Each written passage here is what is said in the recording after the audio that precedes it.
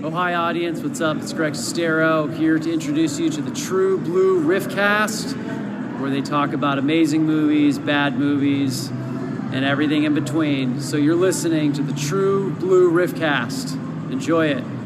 Thanks, Greg. This is the True Blue RiffCast, the #1 RiffTrax podcast in the world.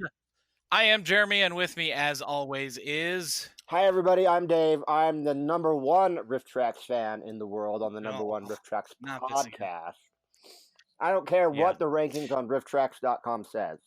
I don't care if it says it's Jeremy or whatever. Today, we have an extra special guest with us. He is a senior writer at RiffTrax, an author, a corgi enthusiast, and someone who nervously high-fived Alex Trebek and somehow still did not win on Jeopardy! Conor Lastowka. Yeah, what's up, guys? How did that not play out? Oh, it's because there was a guy who was a Jeopardy machine that I was up against, and so Yes. I ran into the buzzsaw that was Pranjo. I remember you talking about that at the MST3K reunion show. You're like, oh yeah, it was a lot of fun, but you might want to bet on someone that isn't me.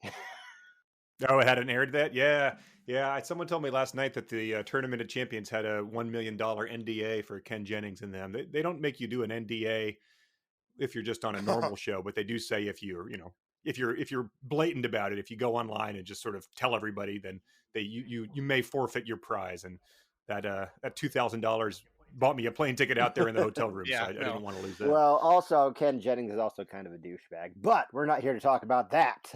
No, we are definitely not going to do that. We do have a decent number of questions for Conor, including one from a listener, and we'll do that one last. But, Good boy. Oh no! Yeah, it's just Margot. Oh, it's just Margot. Oh, sure, just Margot. I love you, Margot. Dave and I have talked about this before, Conor. But how many times do you guys have to watch movies like Sunset Strip from start to finish while working on the riffs for them? I mean, so it's not a front to back process the way that people might think it would be. We will divide up a movie or a short into reasonable chunks for all of us.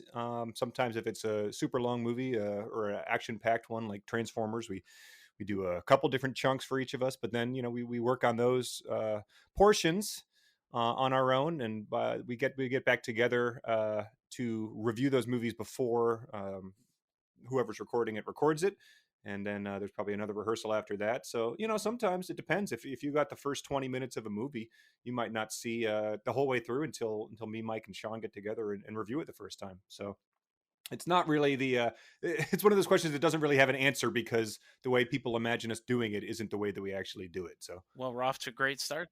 The way I imagine you guys doing it is that you all get into a room or like a Skype call or something, and you watch the movie over and over and over and over again, like 8 times all together, because I'm sure that's like great bonding experience and a great way to spend everybody's time. Right. That's the thing, is that stuff like that's fun, but it's just not an efficient way to to get stuff, because you might, your first instinct is, I work with funny guys, so their first instinct is going to be funny, but you might you might have something better that comes along once you've stared at it for 5 minutes, or you might have something weirder or unexpected, or there might be you might yell out a line over the setup to a really great line that you could build 5 jokes of in the future. So it pays to sort of sit down and actually spend some time with it, rather than just sort of winging it. What is your favorite riff not written by you? Oh, man, that's going to be a very difficult question, just because I have a really hard time remembering what we're not currently working on. But I'll ponder that as we keep talking, and maybe come back to it. But like I said, I work with a lot of funny people, so there's an abundance of things to choose from. But the last time I rewatched one of these things that we had done, I couldn't even begin to tell you. I haven't even watched the ones that me and Sean have released with my wife Lauren yet. So it might take a minute for me to. Oh, you might want to prepare her for Kids Guide to the Internet. Just like, okay, look, you remember when we were all kids in the '90s and the internet was brand new? It doesn't look anything like we remember anymore. Okay, I mean, it looks exactly like it, but it's gonna be a shock. And those kids are gonna dress exactly the way you did. Everything's just slightly off. Yeah, I don't really know a ton about how she first got online, but we have talked about the games she used to play. We both had Commodore 64s growing up, so we've been able to discuss that. But Same here. you always played different games because my dad sort of just brought home whatever he had copied from the local computer club, quote, and and so there's From the bookmobile. yeah, essentially. Yeah. So I got him at the Commodore 64 Mini, and there's all these games on there. I'm like, what the hell were these? I don't know what any of these are. These aren't all the weird things that you obtained. There's a Commodore 64 Mini. Yeah, they came out a year or What? two ago. I need to get me that. It had some of the Epix games. We played a lot of those summer games, winter games, and but it didn't have Bruce Lee, which was probably my favorite of all time. I remember that game. Number Cruncher. That was Apple. That was Apple 2GS. I feel like that was the those were the educational games that you could play in school for some reason. Yeah. Like Odette Lake. Play at school. Oh yeah, Odell Lake. Or Hell Odell yeah. Lake, yeah. And brother. I had a question in regards to a question that was a little bit earlier, and that's to do with like movie selection. Now, a lot of times we get stuff like that's just like awesome killer stuff like A Talking Cat or The Visitor, or just stuff that's just like total mondo and insanity, like God Monster of the Indian Flats. And those probably you guys never get tired of watching those, probably, because I never do. But let's say it's something like, I don't know, like Sunset Strip. Me and Jeremy, we've been kind of talking about Sunset Strip, and just what a terrible garbage movie it is. Yeah, okay. As far as movie no selection arguments here. goes, yeah. As far as movie selection goes, like, what's the criteria? It's like, okay, so like, how goofy does it have to be, or how painful does it have to be, or is it just like a different kind of criteria altogether? Like, would the audience enjoy this, or is this kind of within our price range a little bit? Maybe we could get it and do something awesome with it. Like, how does that work? Yeah, so you watch stuff like that, and it's essentially like, where's the hook here? Like, essentially, like, one, how are we going to convince people that they want to watch it? And sometimes that's easier than not. If there's a little elevator pitch you can make for it, like Radical Jack, we essentially said it's like Roadhouse with Billy Ray Cyrus as Dalton. Yeah. So that's it's an easy way to do that. Other times you just have to look at where the comedy is, and sometimes that might not be apparent until 30 minutes in, if it becomes apparent that like the lead character is going to have to learn how to break dance in order to fight these villains. So and sometimes there's just nothing there, and we review movies, and recently we watched one that had some zombies in it or something, and people were really into it, and I was like, all right, I'm going to dissent here. Like, I think that this is boring and garbage, and it's by the time we sit down to write this, someone's going to write and say, why the hell did we pick this? And I'm going to remind everybody of this. And so I got overruled, but I'll be damned if I'm not going to bring that up whenever we start working on it. So it's sort of like a it when you see it type of thing. But yeah, there are some movies sometimes that make their way through. I think that one we just released with Jack Palance was what was that, Shape of Things to Come? Yeah. People were talking about that one. Mike was just like, well, what the hell? This is boring as hell. It's just people standing on the dock of ships, talking to each other in cheap costumes. And I went back in Gmail and searched for it and found an email from like 2 years ago where he was like, looks good, Jack Palance, he's always funny. Like, and I was like, well, cast the first stone, man. I've got the receipts here. So my follow-up question to that, to your answer, would be then, how long did it take for you guys to decide to do Robo Vampire? Oh man. So yeah, I think that was just like, is this, this is obviously goofy. These guys are hopping around, but is there is it too incoherent? Is it too, impossible to tell what the hell is going on? And is it too sort of, chop-socky fight sequences, which after, the 10th minute of them, it's sort of hard to think of jokes for people punching each other. But I think that was sort of, that was one that caught our eye right away. Now I would think that, and this is just my last thing on this, and then I guess we can move on. Being something like that, I think that the perfect example of kind of like what you're talking about right there, in addition to Robo Vampire, would also be a fun little jaunt we like to call Star Games. Oh yeah. because we're just like, dude, Star Games broke my brain. I'm watching this thing and I'm like, okay, uh, they're throwing literally maybe every minute, at least every 2 minutes, they're throwing something completely bizarre and just like you could not predict it was going to Yeah. happen, Yeah. like at you. So I mean, what was the experience going through Star Games, and like what was your experience with Star Games in relation to like the movie selection process, or just kept going and going and going? Did it kind of break you guys, or was it just kind of like a normal day at the office? I think that was just sort of, well, you have Graydon Clark, so he's got a history, and he's got, you always want to check out something if it's by a director you've done other things by, and yeah, that was just, it kept going and going. You had those talentless kid actors who were related to him. You had, the clown pops up halfway through. You have, was it Tony Curtis, sort of,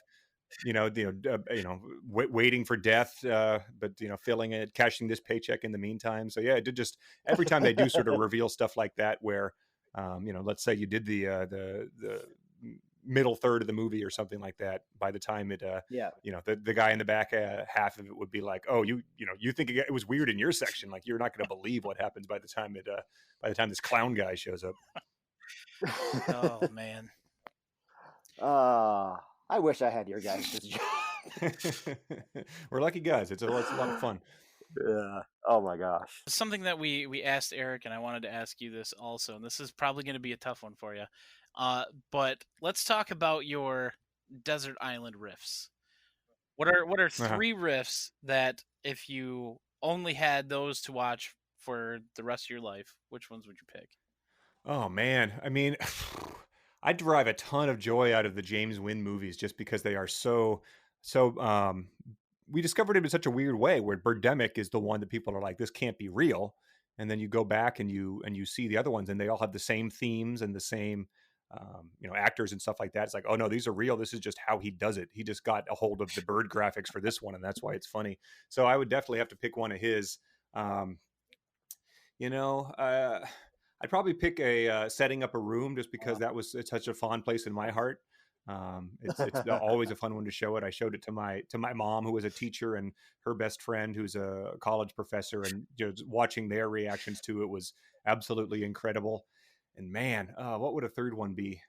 I mean, I always have I haven't watched it in forever, but I have a soft space in my heart for Crossroads, because that was the first one that I ever wrote on, and that was probably the fifth or sixth thing we ever did. But that was one that I had seen in college and brought to everyone's attention, and so I was like, I was honored when we got a chance to do it, and when they asked me to work on it. So that's that's an underrated one that will probably never take another crack at it, but it's a good product of its time, I think. I was about to ask that because there were a lot of Mike Solo riffs from. I'm a bit of a RiffTrax buff. I don't know if you know that about me, but it's been made clear. But back in the day, back in season 1, 2006 is because I tend to break down RiffTrax by years, and lately I've just been doing it by seasons. And season 1, like that first, like the calendar year of 2006, there are lots of like Mike Solo riffs. I mean, you guys took another crack at Roadhouse, and the 3-riffer version of that is outstanding. I think that there's some stuff back in the Mike Solo riffs that maybe a lot of people wouldn't really take a chance on, because it's Mike Solo, and like the audience now is kind of here for Mike, Kevin, and Bill. What of the Mike Solo riffs? I think probably something like Point Break. Me personally, I think that would be something worth revisiting. But is there anything back there besides Crossroads? Do you think that would be worth revisiting? Does that come up at all? Yeah, I mean, we talk about it, I think, every year. I think we talk about doing Over the Top as a stretch goal. I mean, we talked about it this year, so we'll see if that turns up in when we announce all that stuff. But that's a personal favorite. I was thinking about Point Break a lot 2 weeks ago, because I went on vacation and took some surfing lessons. So that's, of course, would be a favorite. I was wondering what the hell happened to that remake. That sort of came and went, and nobody gave a shit. But I didn't see it. So yeah, I don't think anybody did. Yeah, I don't think many people did. Yeah.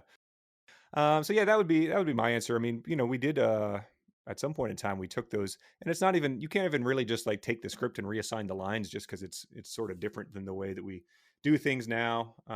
We did that essentially with some DVD releases at some point in time, and people were like, you gotta make these, gotta get these commentaries out, and they thought we could just take what Mike had already recorded and say it No. with Yeah, just three no, guys instead of him, and those sort of turned out a little rushed, I felt like, because they we didn't there was a deadline, and we had essentially two to four guys working on it at any given time. So Garfield or The Simpsons? The Simpsons. I mean, Simpsons is my favorite show of all time. Garfield I used to read a ton of, but it's more of a nostalgia thing than it is an actual appreciation of the craft. Yeah, I just had to throw that one in there. Finally, here's our question from Margot. Now, to set this up a little bit, in our last episode, we talked about Kid's Guide to the Internet, and Dave was so excited that he could not say Connor and Sean. He kept saying Shonner and Con. Wow. So I have to set this up because this is how Margot asked the question, and I'm going to read it as she wrote it. Okay. Ask him if he has any more books in the works. Also, if he and Shonner are planning to riff a feature film along with the shorts. And tell him that he and Shonner should please riff a short with the guys at the live show this year. She really did that. She actually typed out Shonner every time. I have sympathy on 372 pages. I referred to, I can't even say it, but I referred to Bob Hope and Bing Crosby as Bing and Crosby, I think. So, and which people have made fun of me for. So, things like that happen. So the questions were, again, what were the questions? Are we going to do a feature? And are you working on any more books? Books. Yeah. So I've had an idea for a book for a while now. I wrote last month. It was the new year, and I started to write something, and very quickly realized that writing a book is very difficult, and I have no idea how I have managed to do it twice already. So there are words on paper and a Google Doc, but I would not look for it anytime soon. And 3, or the feature, we'll have to see. I think people were pretty receptive to the shorts that we put out. But writing a feature just involves a bit more of a time commitment. So I'm sure we will, but we're not working on anything yet. We have to find something that wouldn't be taking it out of the main rotation either. There's a movie I want to do that's by the guy who made Roller Gator, called Baby Ghost, that also stars Joe Estevez. Yes! That would be amazing. So this was the reverse of that zombie movie I was talking about. We were watching it. I'm like, well, let's do this one. This one is amazing. Like, Roller Gator is so notorious. Like, and people are like, no, we can't do this. Like, I'm like, all right, I'll write the whole thing. This is amazing. Yeah. But maybe we'll do that one. Although I don't think Sean wants to either. So maybe I'll do it myself. Well, I don't know. We know Mike doesn't, because that's what Eric told us. But we talk about Baby Ghost all the time. But it's a no-brainer to me. Like, it's like if you found Julie and Jack in Replica and opted not to do them because they're terrible. That's the whole point. Yeah. But and then short, I don't know about that. I don't know what they're. I'd be delighted to do it, of course, but I'm not sure what the thinking is for the live shows. If it's just to keep it simple and don't surprise people with anything, I'd understand if that was the case. But maybe someday, maybe if we do another short show or something like that, we'll see. But yeah, I don't know what even. I think we have one short for the live shows this year picked out, and we're gonna have to start finding ones for the other ones. Right on. You were talking about your shorts. We mentioned them a few times. Let's take a look at Bicycle Safety Camp. while we still have you here for a little bit. I bought this one sight unseen after Kid's Guide to the Internet, which I was really excited about. As was Dave, I know. And I was not prepared for this short. Like, I didn't watch the preview, I didn't read the description, and I kind of wish I would have, because I just was not expecting what I saw and heard in this short. I actually went back and read the description after I watched it, and saw that you had seen this actually when you were younger over at the house. I can imagine something like this sticking with you very easily. Yeah, I don't remember the first time that I thought to, look it up. Like, I remembered like lines from it. Like, I remembered Rebop, I remembered ANSI, or else Snell, that type of garbage. But when I finally looked it up, I think it was on eBay, and it was someone had uploaded a terrible version of it to YouTube. So I remember sending it to my cousin, and I put the hard sell on it last year for the live show. I wanted to. I thought it would have made a great show, and I don't know if they just thought it was a little. Of a different era or type something like that. But I was happy when they told us, just do it on your own type of thing. So, but yeah, we used to watch it at my cousin's house. They had a tape from school, and we would just sit there and yeah. But anyway, it was a treat to be able to revisit it in a RiffTrax capacity. Yeah. But yeah, the rapping, the fashion, the bike helmets themselves are all very of an era that I remember. Yeah, both fondly and not so fondly. I think that's part of the reason why I've enjoyed your two riffs so much, these shorts, because like it's something that I grew up with, as well. It's Right. not like the stuff from the 50s and the 60s where it's great watching these old safety shorts and whatnot, but I'm not familiar with stuff from that time. I didn't live through it at all. And so these kind of hit home a little bit more with me too. And can we talk real quick? I love the little twist ending on this from the sponsor. Yeah, that's not. Yeah, that is something I did not remember, but that was it took us by surprise. Triaminic cough syrup, the natural source for any sort of bike head injury related products. I'm as baffled as you are. like when getting drunk on Dimetap just won't work. Try this. Yeah, it's it boggles the mind. I did not look into why this came out, or if there was some sort of weird group behind it or something like that. But I was I was just as pleasantly surprised as you are. I wish there was just more short after it, or I wish that endorsement had came at the beginning so we could have made jokes about it throughout the whole thing. Yeah. It was definitely some 1991 moral panic bike mom kind of thing. I mean, that has to have been what it was. Well, sure. I remember when bike helmets became a thing, and they all looked like enormous half ping pong balls you had to wear on your head, and people would make fun of you for it. So that's probably why they had this video, to make it seem very heavy, air quote, cooler. I honestly was half afraid that it was going to turn into One Got Fat, where all the kids started dying.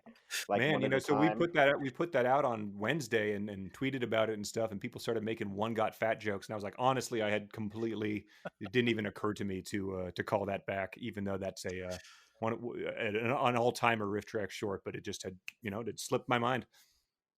Also, it was like 10 years ago, so right. Leave it separated, leave them their own things. That's great. But thanks for joining us today, Conor. Oh, are we kicking him out already? Yeah, I think he's got to run. I think he has some riffs to write. So yeah, we've got a movie. I'm going out of town next week, so I'm trying to get ahead of the 2 titles in advance. So I'm working on something with what is the character's name that I'm looking at right now? Honest Charlie. Oh boy. So what? No, it isn't. Is it really? What Honest Charlie would be able to get you. So but yeah, guys, thanks for having me on. Thanks for supporting the things that Shauner and I did, and for being enthusiastic about them. It was a real treat to see people respond well to them.